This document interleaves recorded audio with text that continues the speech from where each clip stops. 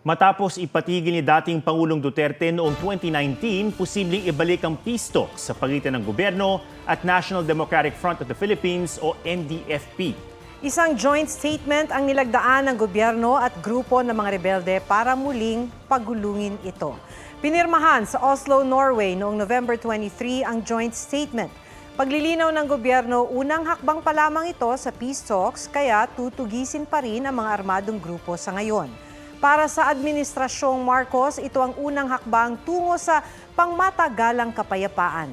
Kabilang sa mga isyong nakahain sa negotiating table ay kung tatanggalin na ang bansag na terorista sa New People's Army at ang pagpapalaya sa mga detainees na NPA.